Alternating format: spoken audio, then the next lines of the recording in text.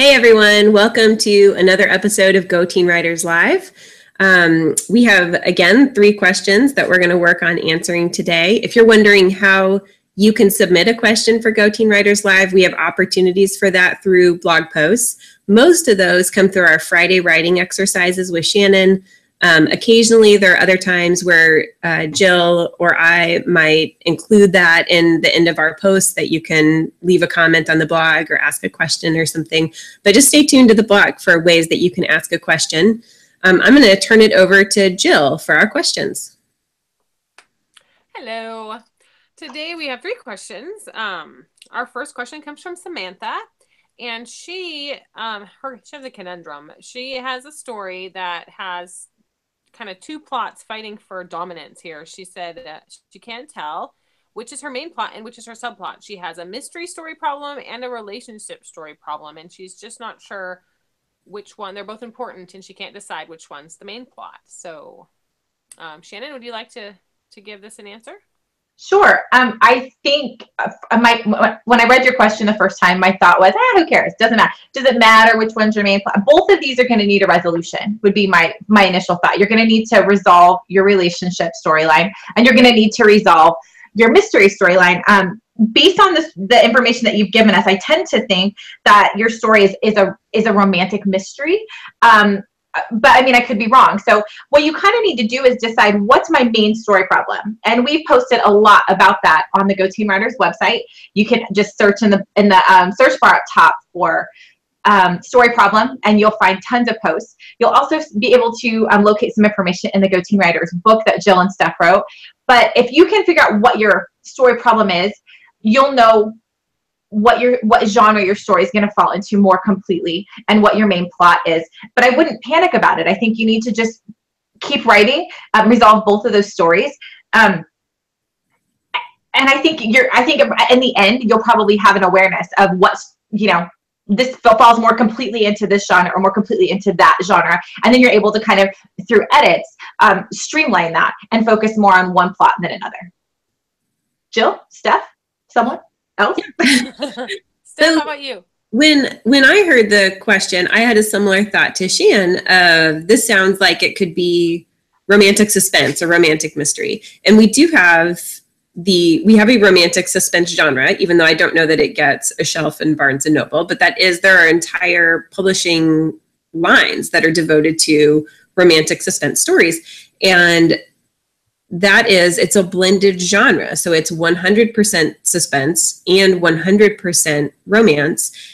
And you don't have to pick in that situation of, is it more romance or is it more suspense? So if you're really struggling with it, and if you don't feel like it's clearly one or the other, then maybe it's because it's both and you've built it correctly. You've built it to where the suspense storyline arches at the same time as the romantic storyline arches. So it sounds like it's possible that you've done it all correctly based on the information you gave us in your question. Yeah, I don't have very much to add to that. Those are good answers. The only thing I was going to suggest is you might read some romantic suspense novels and see if it feels like the same kind of story you're telling. I can't recommend any to you. You'd have to do some work on Amazon or in a bookstore, Googling or ask a librarian for some help to find some. But that might help you a little bit too. Let's see. Anything else on that? Nope. No, we're good. Okay. Our next question is from Allison. She's asking for advice on finishing a book. She struggles with actually finishing her stories. She starts out with good intentions, but has difficulty completing the plot. Any advice? Stephanie, you want to start with this one? Yeah, so that was totally me when I was a new writer. And I thought that there was something wrong with me. I thought, what is wrong with me that I can't find a story that I want to finish? And because that if you want to get published, you need to write a full book. So what I found is that there are lots of writers who struggle with that. And part of it, I think there's a couple of things at play. One is that you are still learning a lot about yourself as a storyteller. You are learning what kind of stories excite you and what kind of stories don't. And you're learning what kind of ideas are big enough to carry an entire novel and what story ideas are not. So that's part of it. Another part of it is that as you continue to write more and more story beginnings that don't go anywhere, you get really good at story beginnings, but you don't know how to write story middles yet. So it starts to feel hard when you get to like chapter 4 or 5. And in that circumstance, if you think it's just that it's starting to feel hard and maybe not as fun to write, and you've got this new shiny idea that you want to go play with, I would suggest that you try, if you cannot leave the idea alone, I would try writing a few things about it, write down everything you know, and then putting it aside and pushing yourself to go a little bit farther with this other story idea instead of just abandoning it for the new story idea. And that's just if this is something that you're really wanting to overcome, if you're really wanting to finish a manuscript. And then the other thing I'll say is that eventually I found story ideas that I was excited enough about to push all the way through. And that came after a year or two of trying to write a novel. So don't give up and don't be too hard on yourself. It's probably just part of your writing process as you learn what kind of ideas excite you the most and make you have the enough strength and enough energy to write an entire novel. Shan? Yeah, I mean, I totally agree with everything you've just said. I think you're learning to write, and I think give yourself the freedom to learn and give yourself the freedom to, like Steph said, if it's not doing it for you, it's okay to walk away. You're not on a deadline. Try something else. But if you're trying to get over this hump and learn this skill, how to push through, because I'll tell you, even stories, I mean, the three of us are published and we get ideas that we're incredibly excited about at the outset, and halfway through we get to our mushy middle and we don't want to finish. We would rather go work on another bright, shiny idea, but we have the skill set now to push through because we've honed that and because we've done it because we had to. So if you're trying to get over the hump, do it. Like Steph said, don't procrastinate, sit down and write. Maybe that sounds callous, but it's the only way really to get over this hump. The other thing I would say is, not knowing you, but knowing me.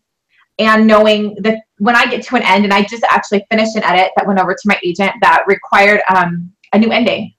And anytime after I have finished or worked on scenes for a long time, anytime I'm adding a new scene, it feels like this weird gangly appendage that I'm trying to just attach to my story. And it feels wrong. It doesn't feel like it's fitting. It doesn't feel like and it takes a lot of rereads to feel like it's fully assimilated. It takes a lot of working on that section to feel like it's really part of that story. And I think give yourself permission to just get to the end.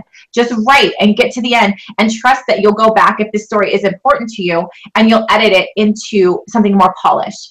Don't panic if it doesn't feel polished initially. Get the scenes down, get them on the paper. You can edit anything. It's that initial drafting that can, man, you're going to find so much energy when you get to the end for editing. You're going to be so excited that you've reached a new milestone, that you've got over this mountain that was standing in your way. So let yourself get there. It doesn't have to be perfect, but get to the end. That's my thought. Yeah, I would add, give yourself permission to stink. Yeah. A lot of you guys I was a perfectionist. I wanted everything to be perfect, and it's not that way. That's not really how first drafting works. It's supposed to be this ugly, icky pile of words that you're just throwing on there as you're trying to discover it. And so give yourself permission and try not to go back and edit all the time, because you can do that later. Leave yourself notes in Word. Leave a little comment that says fix this. Or leave yourself a comment, I changed this guy's name, or, maybe whatever it is, just leave yourself notes so you don't go back and waste time trying to fix it. And just keep plunging. That's not a word. Plugging ahead. And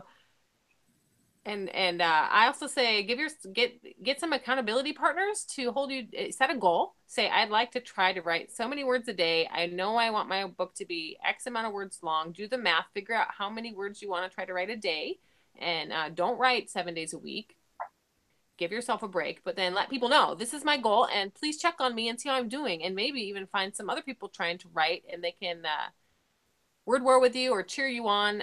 We love National Novel Writing Month. Nano is a good place to try to practice learning to write fast, to write a first draft and see if you can get it done in a month. It's just, you're training yourself. This is not an easy thing, writing a book. People think it's going to be easy, but it's hard work, and you have to train. And once you finish that first book all the way to the end, that first draft, the next time you try to write a book, it's going to be a little bit easier. And every time it's going to be a little bit easier because you're getting better. So that first time is going to be really hard. It's supposed to be, really, because you're learning.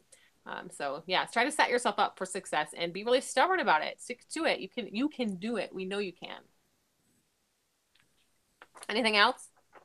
You know, I think I learned so much more from that first manuscript that I pushed myself to write all the way through than I had in like the first 2 years of writing. There's just something about learning about the arc of a story, the arc of characters, even when I never went back and edited that book because it was terrible, but just going through all of those motions made it so much easier the next time. So yeah, like Jill and Shan were saying, don't worry about getting it perfect. That it's worth it to get to the finish for the learning opportunity alone, if nothing else. Yeah. Jan, anything else? No, I thought that was good. Okay. All right, then. Our last question is from Fiona.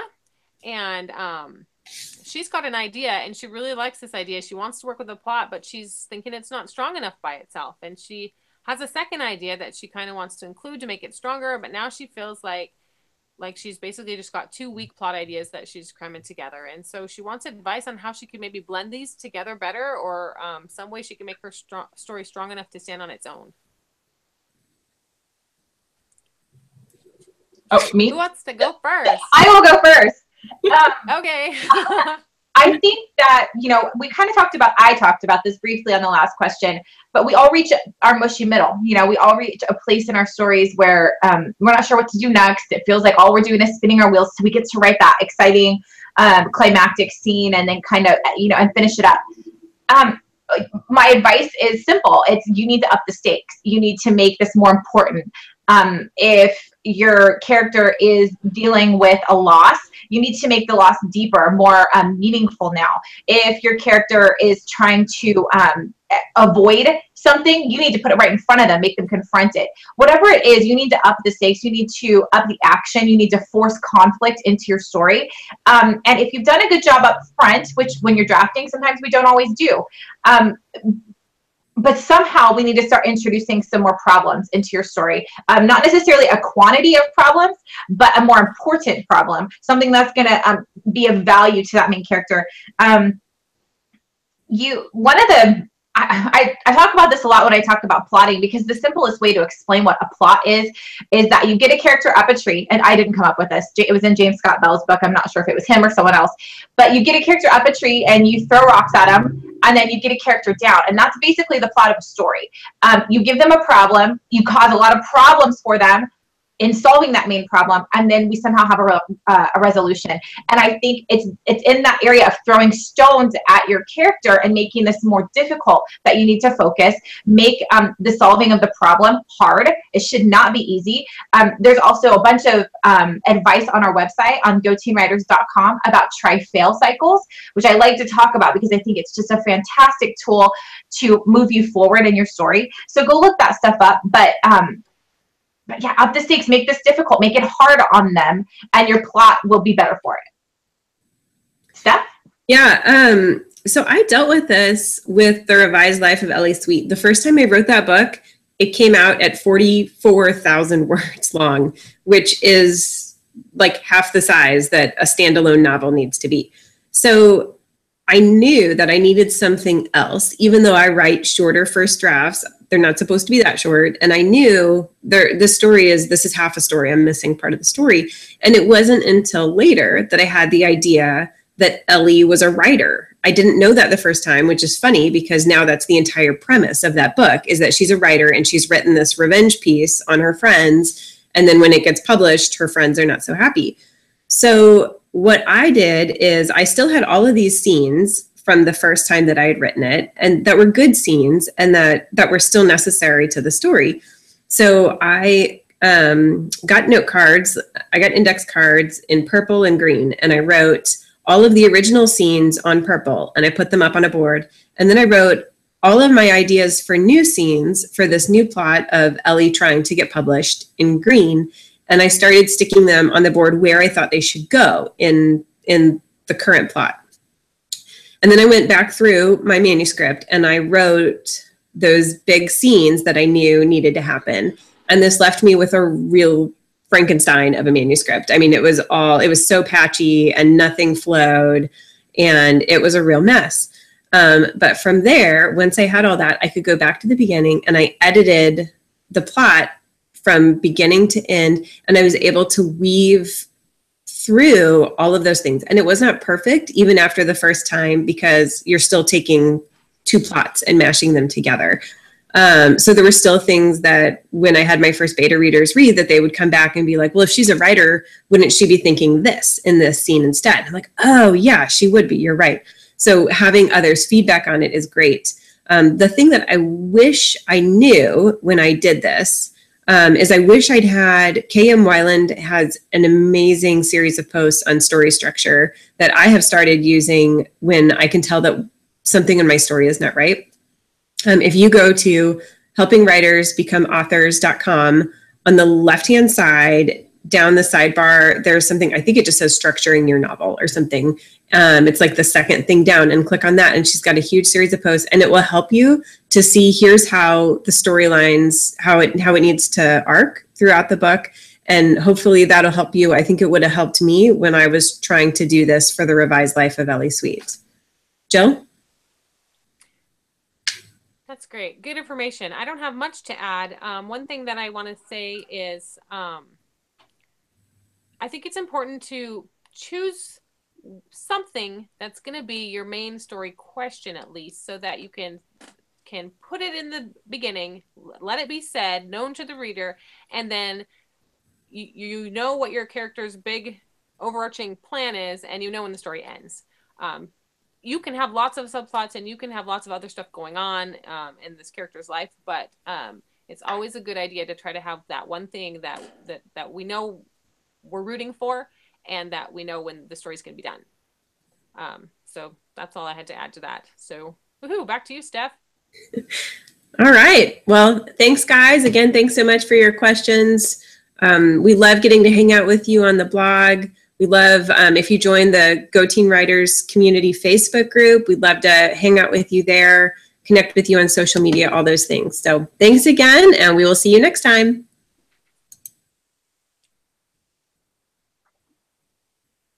Man, I have the hardest time pushing this button. All right, now we will see you next time.